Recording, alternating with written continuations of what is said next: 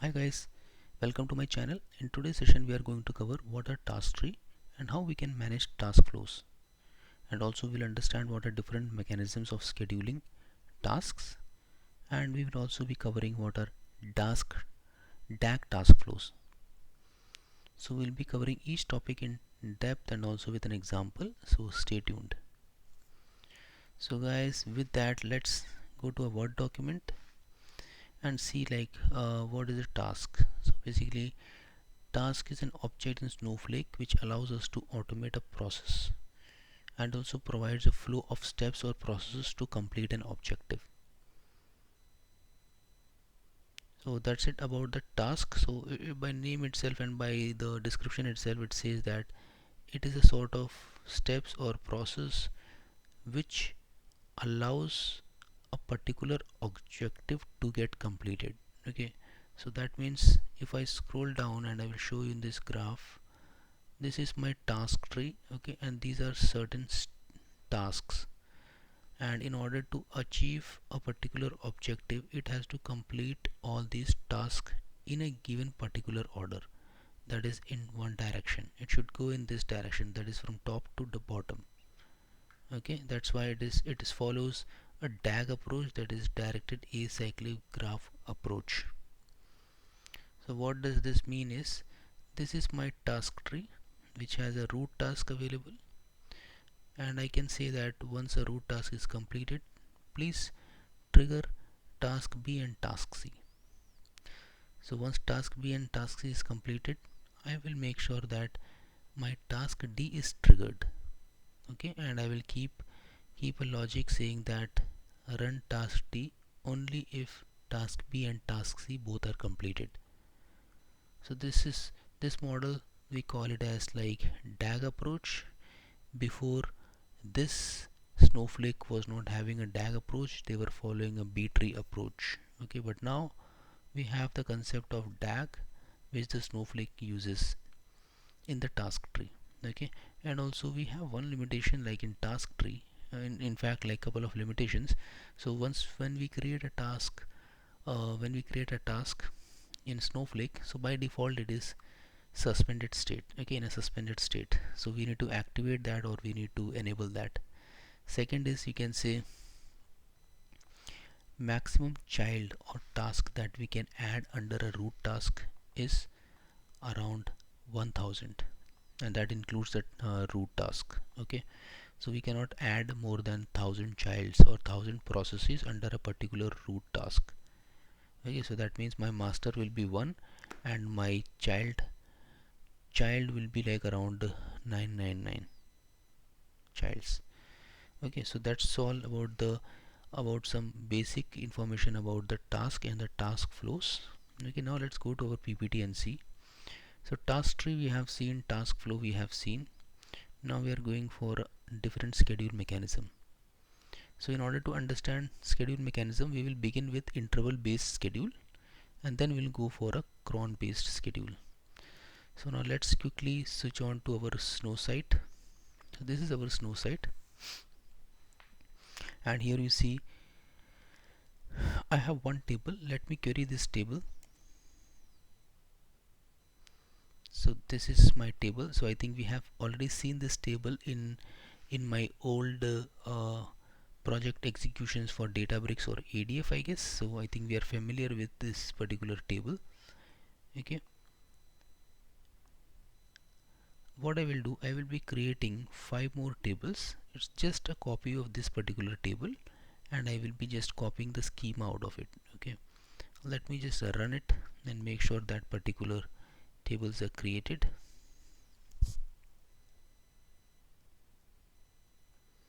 Okay, great, so it is created now. Now let me trigger these tables and see like what I have in these tables. It should be ideally blank without any records. Okay, so all are blank, we don't have any records. Now first of all, I will be creating a task. Okay, so let me remove it and show you. Just give create task and just get the table name and put like task as a prefix. So you can use any of your standard that you want to follow within your team or organizations, which distinguish between different objects available within Snowflake. So I prefer giving a prefix, okay, against my task objects. So this is my task objects, and then I will say warehouse value. Currently I am using a warehouse. I can also use a task with user defined warehouse with the initial warehouse size, okay, but currently I will be using the available warehouse that I have, that is compute wh.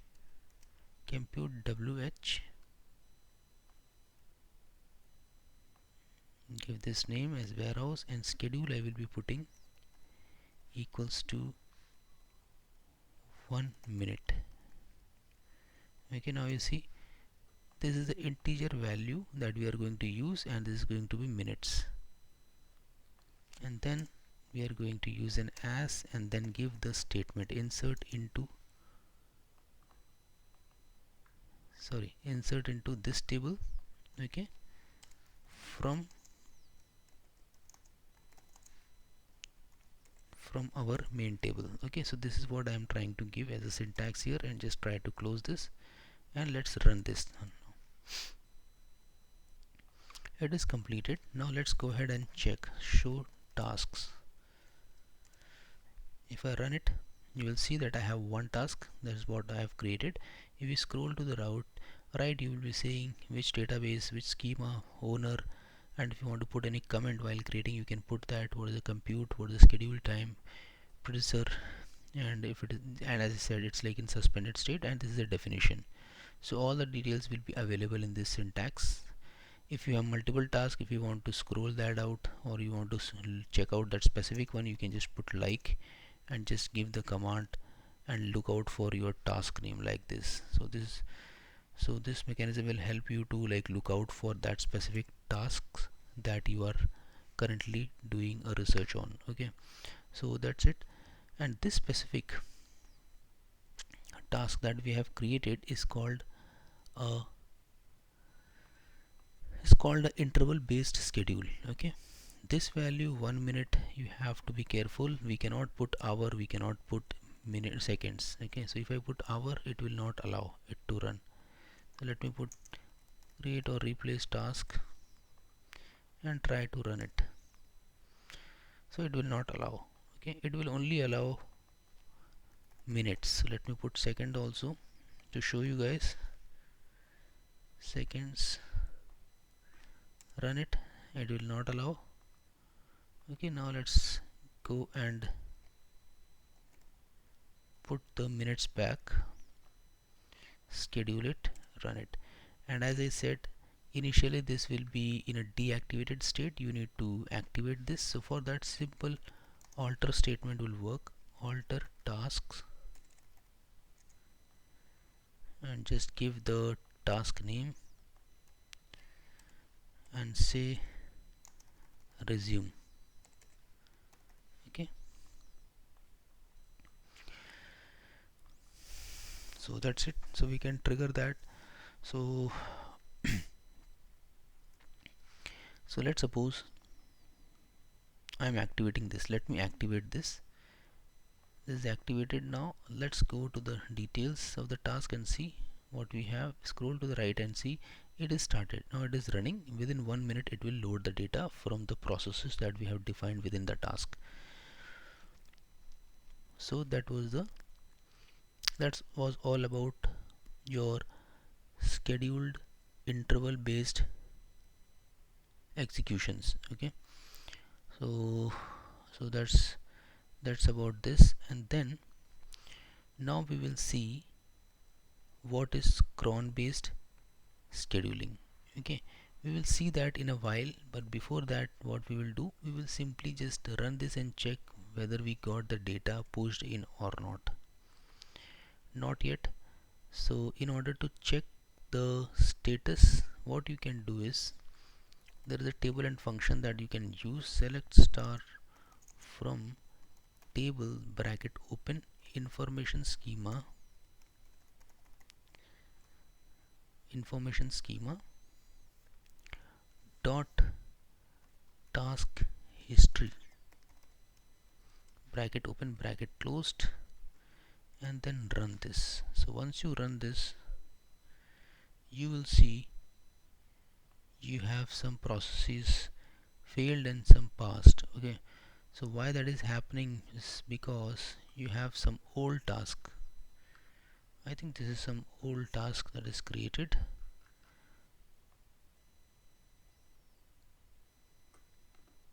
Let's go back and just verify it again. So this is our task. You can just verify the name.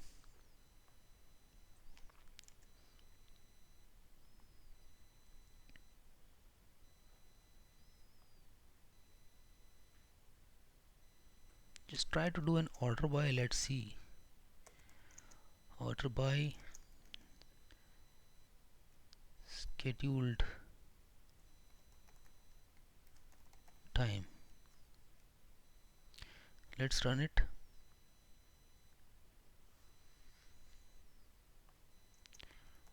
Descending.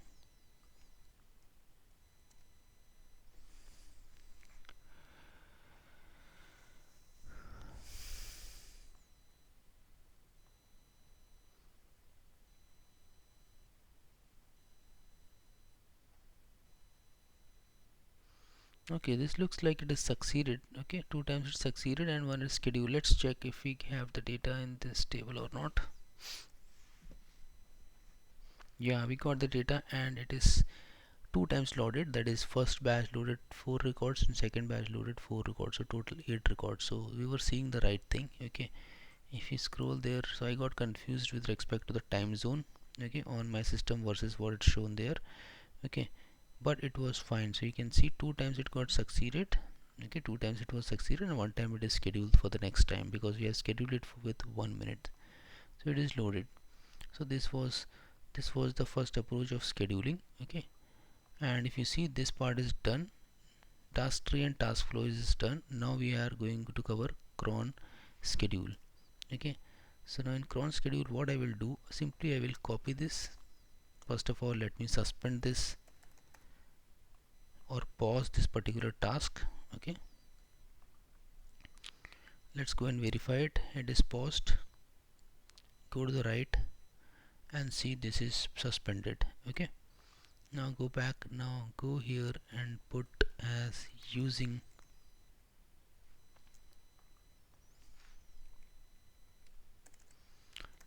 cron, and here you need to put 5 asterisks. Okay,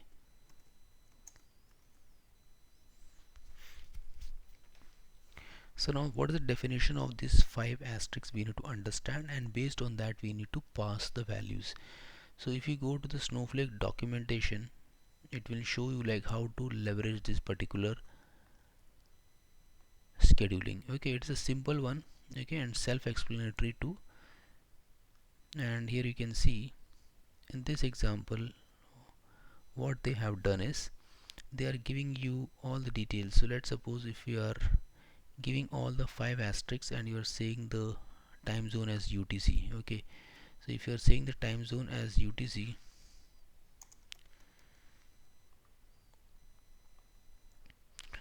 then every minute this particular schedule is going to run. Okay, and if you are scheduling, or if you are just making the parameter value as 0, 0 will indicate your minutes, the next star will indicate your hours. Okay, it could be like 2, it could be 3. So if you separate it with 5,17, so that means it is going to run 2 times, that is 2 hours, that is twice daily, 5 a.m. and 5 p.m. So that's how you can for the second parameter you can distinguish, or you can increase the quantity of that by giving a comma. Okay, and the next one is you are giving 30, and what is 30? 30 is a minute. Okay, so it's going to be 2 o'clock 30, that means 2:30 a.m. and then this L will indicate the last day of the month, and month is 6th, that is June. So it is going to be last day of the June. That's it. And we have not specified the day of the week because it will not make any sense to give a day of the week, because the last day of the month might be different from the day of the week. So if it is not falling under it, it may give a error or it may not run. Okay, so that's about the cron approach. So this is also quite effective when we want to customize our executions. So let's go ahead and try to create it and check how it looks. Before that, what I will do is I will try to truncate table. Let me truncate this table. So this has been truncated. Now let's go and create this schedule. So this is the basic cron schedule with all 5 stars in the UTC. Okay, let's run this.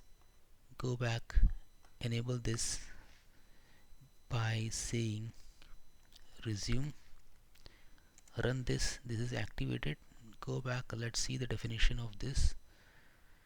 Scroll to the right, it is going to have the cron approach. It is started. Let's wait for 1 minute and see like what happens. Meantime, what we will do is we will just go ahead and create some extra tasks. Okay, so what those tasks will do is it will try to create a dependency. Okay, I will show you like how you can create that. Simply copy this, paste it here, enter, paste it here, enter, paste it here. 3 times you can paste it. Okay, this one change it to B. So that means we are planning to update or insert the records into table B. Okay, so just give after my task A, this particular task should be triggered. So this is the syntax that we should follow, and here it is going to be insert into B from A. So that means once the task A is completed, it is going to update my task, it is going to update my table A. Once the table A is ready, it is going to trigger my task B, which in turn is going to load my B table. Okay, so let's try to run it.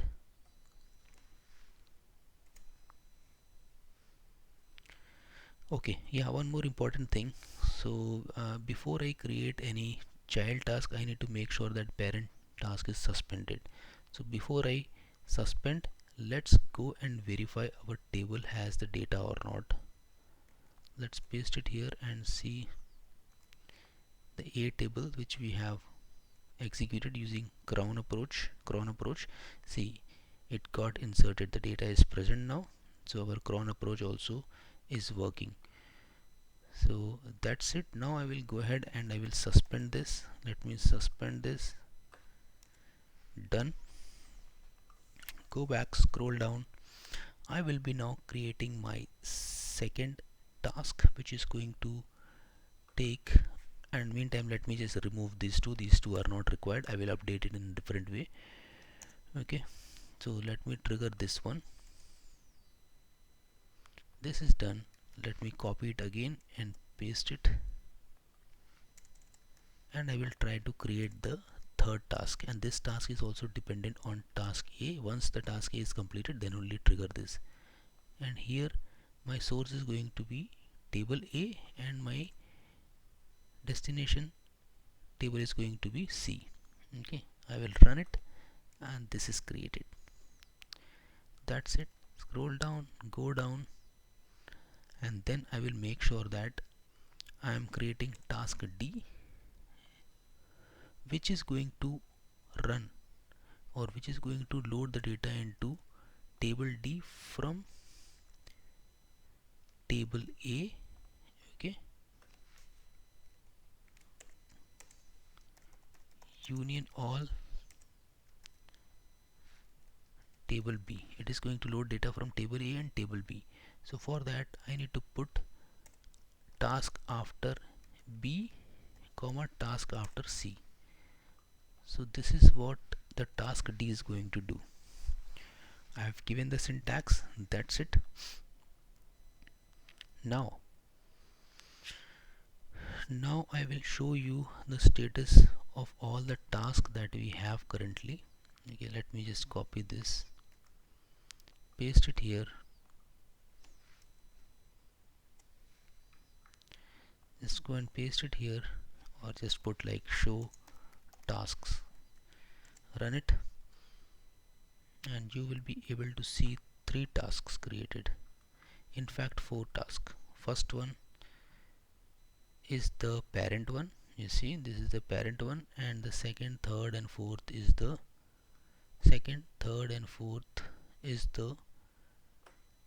child. So this one will triggered when A is completed, this one will be triggered when A is completed, and this one will be triggered once B and C both are completed. Okay, C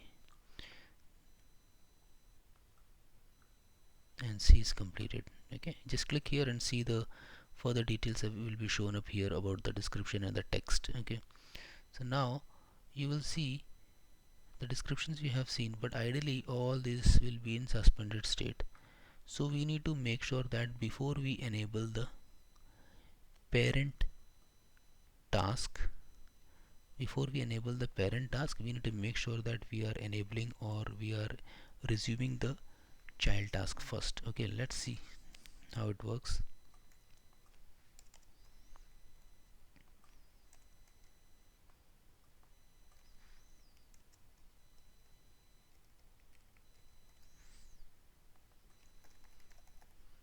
Resume, copy, paste. Okay, go here. Now let's resume this. Select this and resume it. Okay, let it run. This is resumed now. Go back and verify it.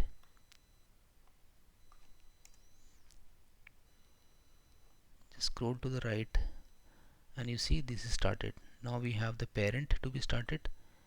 Go up and resume this also. Okay, so let's resume this, and parent is also now resumed. Now once the parent is resumed, we need to check if the data got loaded or not. So let's simply copy this, go up,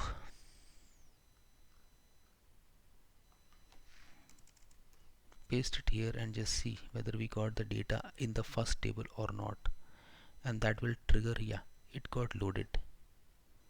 Okay, and now let's see with the completion of task 1, which has loaded the table A, whether our task B and task D got completed or not. So if task B and task D got completed, then eventually we will get the data in our table B and table C. Right, let's see. No, it has not started yet. So that means the data that we have in table A is stale data, okay, or like old data. So how you can test what is the condition of the executions that is going on? Let's try to run this information schema dot task history. Let's see.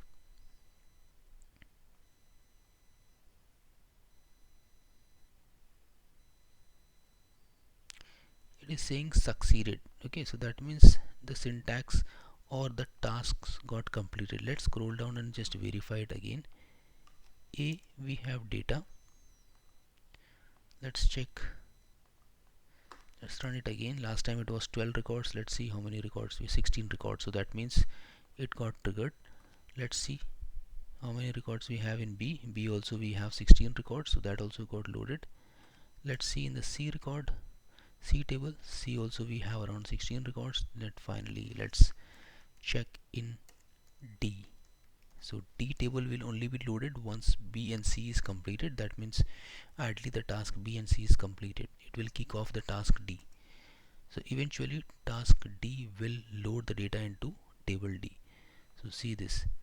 So all the records got loaded into the task or table B, and table D we are trying to union the data from table B and table C. So that's why we are seeing a higher row counts in this particular table, that is around 88. Okay, because every minute it is loading, and every minute it is loading the data from the source and pushing it, irrespective of whether we have to check for duplicates or not, because here we are not like interested in removing duplicates. We are just trying to understand the concept of task tree. So that's it, guys. Let me quickly suspend this. Okay, that's it. We are good. Now let's go back. Let's check DAG task flow. Also we have covered. It is directed acyclic graph. It will move from one direction to another direction. Okay, and I think pretty much we have covered this topic. If you guys have any questions around any of these subtopics, please reach out to me or add your comments in the YouTube channel. Okay, thank you guys. Have a great day ahead.